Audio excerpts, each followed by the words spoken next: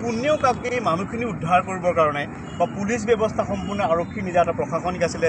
এখন smart city হয় ইয়াত পুলিচ প্ৰশাসন চলে ইয়াত মানুহ ট্ৰেফিক জামটো নিবৰ কাৰণে ল'ৰা ছোৱালীখিনিক উদ্ধাৰ কৰিবৰ কাৰণে আৰু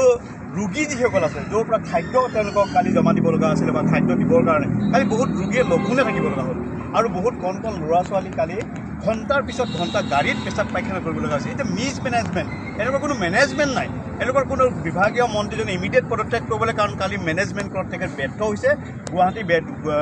উন্নয়ন বিভাগৰ মন্ত্ৰী ব্যৰ্থ হৈছে আৰু মুখ্যমন্ত্ৰীয়ে এইটো ব্যৰ্থতা স্বীকাৰ কৰিব লাগে তেওঁ মিছমেনেজমেণ্ট কালি হ'ল গতিকে তেওঁ ক্ষমা খুজিব লাগে অসমৰ ৰাইজৰ ওচৰত পুণ্যও কাকি মানুহখিনি উদ্ধাৰ কৰিবৰ কাৰণে বা পুলিচ ব্যৱস্থা সম্পূৰ্ণ আৰক্ষী নিজা এটা প্ৰশাসনিক আছিলে এখন স্মাৰ্ট চিটি হয় ইয়াত পুলিচ প্ৰশাসন চলে ইয়াত মানুহ ট্ৰেফিক জামটো নিবৰ কাৰণে ল'ৰা ছোৱালীখিনিক উদ্ধাৰ কৰিবৰ কাৰণে আৰু ৰোগী যিসকল আছে য'ৰ পৰা খাদ্য তেওঁলোকক কালি জমা দিব লগা আছিলে বা খাদ্য দিবৰ কাৰণে কালি বহুত ৰোগীয়ে লঘোণে থাকিব লগা হ'ল আৰু বহুত কণ কণ ল'ৰা ছোৱালী কালি ঘণ্টাৰ পিছত ঘণ্টা গাড়ীত পেচাব পায়খানা কৰিব লগা হৈছে এতিয়া মিছমেনেজমেণ্ট এনেকুৱা কোনো মেনেজমেণ্ট নাই এনেকুৱা কোনো বিভাগীয় মন্ত্ৰীজনে ইমিডিয়েট পদত্যাগ কৰিবলৈ কাৰণ কালি মেনেজমেণ্ট কৰাত তেখেত ব্যৰ্থ হৈছে গুৱাহাটী উন্নয়ন বিভাগৰ মন্ত্ৰী ব্যৰ্থ হৈছে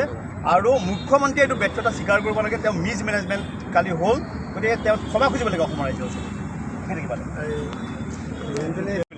পুণ্যও কাকি মানুহখিনি উদ্ধাৰ কৰিবৰ কাৰণে বা পুলিচ ব্যৱস্থা সম্পূৰ্ণ আৰক্ষী নিজা এটা প্ৰশাসনিক আছিলে এখন স্মাৰ্ট চিটি হয় ইয়াত পুলিচ প্ৰশাসন চলে ইয়াত মানুহ ট্ৰেফিক জামটো নিবৰ কাৰণে ল'ৰা ছোৱালীখিনিক উদ্ধাৰ কৰিবৰ কাৰণে আৰু ৰোগী যিসকল আছে য'ৰ পৰা খাদ্য তেওঁলোকক কালি জমা দিব লগা আছিলে বা খাদ্য দিবৰ কাৰণে কালি বহুত ৰোগীয়ে লঘোণে থাকিব লগা হ'ল আৰু বহুত কণ কণ ল'ৰা ছোৱালী কালি ঘণ্টাৰ পিছত ঘণ্টা গাড়ীত পেচাব পায়খানা কৰিব লগা হৈছে এতিয়া মিছমেনেজমেণ্ট এনেকুৱা কোনো মেনেজমেণ্ট নাই এনেকুৱা কোনো বিভাগীয় মন্ত্ৰীজনে ইমিডিয়েট পদত্যাগ কৰিবলৈ কাৰণ কালি মেনেজমেণ্ট কৰাত তেখেত ব্যৰ্থ হৈছে গুৱাহাটী